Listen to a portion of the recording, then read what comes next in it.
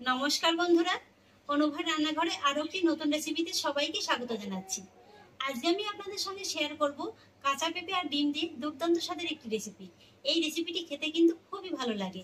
কথা দিচ্ছি, যারা কখনো কাঁচা পেঁপে খেতে পছন্দ করেন না, তাদের সামনে যদি এই রেসিপিটি একবার তুলে ধরেন, তারা কিন্তু আরো একবার চেয়ে খাবে। আর এই রেসিপিটি খেতে এতটাই ভালো লাগে যে একবার খেলে কিন্তু বারবার খেতে ইচ্ছে করবে। চলুন তাহলে বন্ধুরা, আর বেশি কথা বাড়াবো না, রেসিপিটি শুরু করা যাক। বন্ধুরা, আজকের এই রেসিপিটির জন্য এখানে দেখুন আমি নিয়েছি একটি মাঝারি সাইজের পেঁপের অর্ধেকটার মতো। আর পেঁপেটাকে কিন্তু আমি এইভাবে একটু মোটা মোটা আর একটু লম্বাটে শেপ দিয়ে কেটে নিয়েছি, আর কেটে খুব ভালোভাবে ধুয়ে পরিষ্কার করে নিয়েছি। আর সেই সঙ্গে নিয়ে নিয়েছি মাঝারি সাইজের একটা আলুটাকেও কিন্তু আমি এইভাবে একটু হালকা করে লম্বাটে শেপ দিয়ে ডুমো ডুমো করে কেটে নিয়েছি। আর এবার চলে এলাম রেসিপির মূল ধাপে। গ্যাসে একটি কড়াই বসিয়ে দিয়েছি, আর কড়াইতে দিয়ে দেব 2 টেবিল চামচ সাদা তেল। আপনারা কিন্তু রান্নাটা সরিষার তেলেও করতে পারেন। এবার এই তেলটাকে কড়াইয়ের গায়ে খুব ভালো করে লাগিয়ে নেব, আর তেলটাকে তারপরে খুব ভালোভাবে গরম করে নেব। তেলটাকে ভালোভাবে গরম করে নিয়েছি, আর এবার আমি গরম তেলের ভিতরে ছেড়ে দেব কেটে ধুয়ে রাখা কাঁচা পেঁপেটা। সেই সঙ্গে দিয়ে দেব আলুটা। আর এবার আমি পেঁপের ভিতরে সুন্দর একটা রঙের জন্য দিয়ে দেবো 1/2 চা চামচ হলুদ গুঁড়ো, আর দিয়ে দেবো 1/2 চা চামচ লবণ।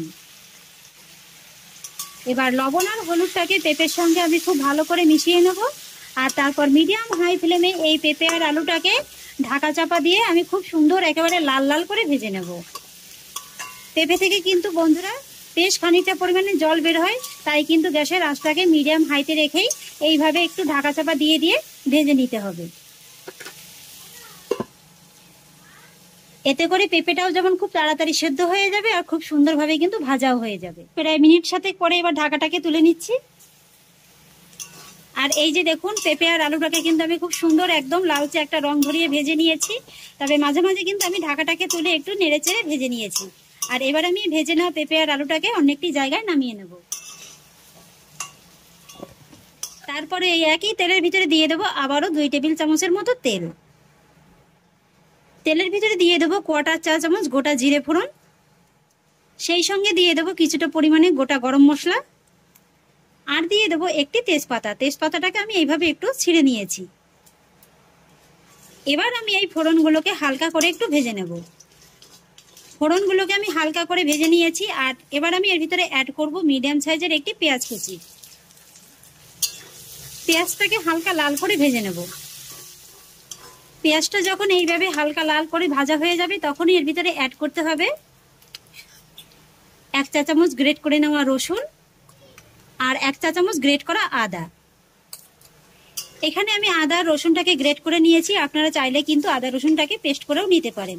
এবার আমি আদা রসুনটাকে এই পেঁয়াজের সঙ্গে মোটামুটি 1 মিনিটের মতো একটু ভেজে নেব, যাতে করে আদা রসুনের কাঁচা গন্ধটা খুব ভালোভাবে চলে যায়।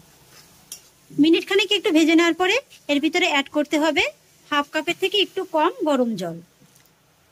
আমি এর ভিতরে ঘরে থাকা কয়েকটি বেসিক মশলার উপকরণ অ্যাড করব, আর সেই জন্য প্রথমেই দিয়ে দিচ্ছি 1/2 চা চামচ হলুদ গুঁড়ো। প্রথমেই আমি জলটা দিয়ে দিলাম, যার কারণে মশলাটা কিন্তু পুড়ে যেতে পারবে না। এবার দিয়ে দিচ্ছি 1/2 চা চামচ লাল লঙ্কার গুঁড়ো। তারপরে দিয়ে দিচ্ছি সুন্দর একটা রঙের জন্য 1/2 চা চামচ কাশ্মীরি লঙ্কার গুঁড়ো, আর দিয়ে দিচ্ছি 1/2 চা চামচ ধনে গুঁড়ো, 1/2 চা চামচ জিরে গুঁড়ো, আর সেই একই সঙ্গে দিয়ে দিচ্ছি 2 চা চামচ টমেটো কেচাপ। এখন যেহেতু অফ সিজন, তাই মার্কেটে কিন্তু পাকা টমেটোর খুব বেশি দাম। তাই এইভাবে যদি আপনাদের হাতের কাছে পাকা টমেটোটা না থাকে, সেক্ষেত্রে কিন্তু আপনারা এইভাবে টমেটো কেচাপটাও ব্যবহার করতে পারেন। এটাতেও কিন্তু খেতে খুবই ভালো লাগে। আর তাছাড়া টমেটো কেচাপটা কিন্তু যে কোনো মুদি দোকানে অ্যাভেলেবেল পাওয়া যায়। আর আমি আজকের এই পেঁপে রান্নাটা একেবারে কষা মাংসের স্বাদে করব। এইভাবে একবার হলেও বাড়িতে তৈরি করে খেয়ে দেখতে পারেন, খেতে কিন্তু খুবই ভালো লাগে। রুটি, লুচি, পরোটা, এমনকি গরম গরম ভাতের সঙ্গেও কিন্তু খেতে দুর্দান্ত লাগে। এই যে দেখুন বন্ধুরা, সমস্ত মশলাগুলো কিন্তু আমি খুব ভালোভাবে একসঙ্গে মিশিয়ে নিয়েছি। আর এবার গ্যাসের ফ্লেমটাকে একেবারে লোয়ে রেখে এইভাবে ঢাকা চাপা দিয়ে আমি মশলাটাকে প্রায় 5 মিনিটের মতো কষিয়ে নেব। এদিকে মশলাটা কষানো হতে থাক, সেই ফাঁকে রেসিপির বাকি একটা কাজ আমি সেরে নেব। একটি ফ্রাই প্যান বসিয়ে দিয়েছি, প্যানে দিয়ে দেবো 1 টেবিল চামচ সাদা তেল। তেলটাকে প্যানের গায়ে খুব ভালো করে ছড়িয়ে নেব। তেলটাকে খুব ভালোভাবে ছড়িয়ে নিয়েছি আর তেলটাকে কিন্তু ভালোভাবে গরমও করে নিয়েছি। আর এবার আমি গরম তেলের ভিতরে অ্যাড করব দুটো ডিম।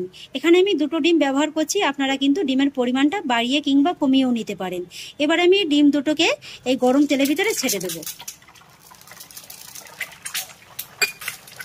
আর তারপর ডিমের উপর থেকে ছড়িয়ে দেবো খুবই সামান্য একটু লবণ। লবণটাকে ছড়িয়ে দেওয়ার পরে ডিমটাকে কিন্তু এইভাবে প্রায় 30 থেকে 40 সেকেন্ডের মতো রেখে দিতে হবে। এতে করে কিন্তু ডিমের নিচের পাশটা খুব সুন্দরভাবে একেবারে একটু জমাট বেঁধে যাবে।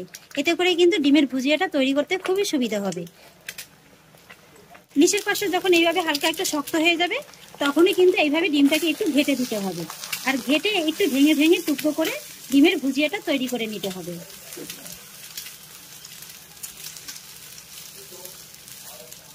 এই যে বন্ধুরা, আমি ডিমের ভুজিয়াটাকে তৈরি করে নিয়েছি। এটাকে কিন্তু এবার আমি নামিয়ে নেব। আর এদিকে দেখুন মশলাটাকে আমি খুব ভালোভাবে কষিয়ে নিয়েছি। এই যে দেখুন মশলার ভিতরে কিন্তু খুব সুন্দর একটা রং ধরে গেছে আর তেলটাও কিন্তু উপরে খুব সুন্দরভাবে ভেসে উঠেছে। আর ঠিক এই পর্যায়ে আমি এর ভিতরে অ্যাড করব ভেজে রাখা কাঁচা পেঁপে আর আলুটা, সেই সঙ্গে অ্যাড করব ভেজে রাখা ডিমের ভুজিয়াটা। আর একই সঙ্গে অ্যাড করব স্বাদ অনুযায়ী লবণ আর হাফ চা চামচ চিনি। যেহেতু কাঁচা পেঁপে কিন্তু একটু তেতো তেতো ভাব হয়, তাই এইভাবে একটু চিনি দিলে কিন্তু স্বাদের ব্যালেন্সটা ঠিক থাকে আর খেতেও খুব ভালো লাগে। এবার আমি সমস্ত উপকরণগুলো এই মশলার সঙ্গে খুব ভালোভাবে মিশিয়ে নেব। আর এইভাবে আমি পেঁপে আর আলুটাকে এই মশলার সঙ্গে খুব ভালোভাবে মিশিয়ে প্রায় 2 থেকে 3 মিনিটের মতো লো ফ্লেমে কষিয়ে নেব। পেঁপে আর আলুটাকে কিন্তু আমি মশলার সঙ্গে খুব সুন্দরভাবে কষিয়ে নিয়েছি। আর এবার আমি এর ভিতরে অ্যাড করব জল। এখানে আমি 1 কাপের মতো গরম জলটা ব্যবহার করছি। এখানে কিন্তু বন্ধুরা অবশ্যই গরম জলটা ব্যবহার করবেন।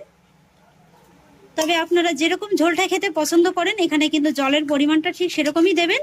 তবে এই রান্নাটা কিন্তু খুব বেশি ঝোলঝোলও হবে না, আবার একেবারে যে খুব বেশি শুকনো শুকনো হবে সেটাও কিন্তু নয়। আর এখানে জলের পরিমাণটা কিন্তু খুব বেশি প্রয়োজন নেই, যেহেতু পেঁপে আর আলুটা আগেই খুব ভালোভাবে ভাজা আছে। সেখানেই কিন্তু পেঁপে আর আলুটা প্রায় 60%-এর মতো সেদ্ধ হয়ে আছে, আবার কষিয়ে নেওয়ার সময় কিন্তু আরেকটু নরম হয়ে গেছে। আর এইভাবে এবার জলটাকে খুব ভালোভাবে মিশিয়ে আবারও ঢাকা চাপা দিয়ে মিডিয়াম ফ্লেমে 5 মিনিটের মতো রান্না করে নিতে হবে। ফিরে এলাম প্রায় 5 মিনিট বাদে, ঢাকাটাকে তুলে নিচ্ছি। এই 5 মিনিটের ভিতরে কিন্তু গ্রেভিটা অনেকটা টেনে গেছে আর পেঁপে আর আলুটা কিন্তু খুব সুন্দরভাবে একেবারে সুসেদ্ধ হয়ে গেছে। এই যে দেখুন বন্ধুরা, খুব সুন্দরভাবে কিন্তু একেবারে সেদ্ধ হয়ে গেছে। আমার রান্নাটা কিন্তু প্রায় কমপ্লিট। তাই এবার সবশেষে এর ভিতরে অ্যাড করব হাফ চা চামচ গরম মশলা গুঁড়ো আর 2টো চেরা কাঁচা লঙ্কা। গরম মশলা গুঁড়ো আর কাঁচা লঙ্কা চেরাটাকে ভালো করে একবার নেড়েচেড়ে মিশিয়ে নেব।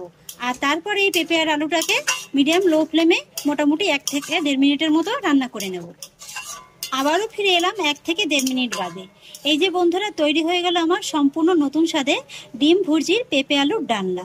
খেতে কিন্তু অত্যন্ত সুস্বাদু হয়। আমি আবারও বলছি, একবার হলেও বাড়িতে রান্না করে খেয়ে দেখতে পারেন, খেতে খুবই ভালো লাগে। এবার আমি গ্যাসের ফ্লেমটাকে অফ করে দেব। আর বন্ধুরা, এই রেসিপিটা খেতে এতটাই সুস্বাদু হয় যে বাড়িতে যদি কোনোদিন মাছ মাংস কোনোটাই না থাকে, এইভাবে শুধু পেঁপে আলু আর মাত্র 2টো ডিম দিয়ে তৈরি করে খেয়ে দেখতে পারেন।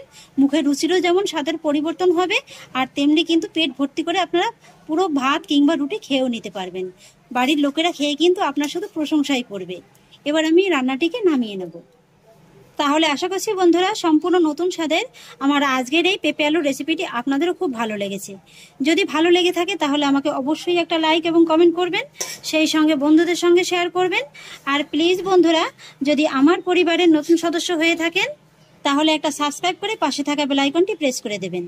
ফিরে আসছি এরকমই পরের অন্য কোনো নতুন রেসিপি নিয়ে। সবাই ভালো থাকুন, সুস্থ থাকুন, ধন্যবাদ।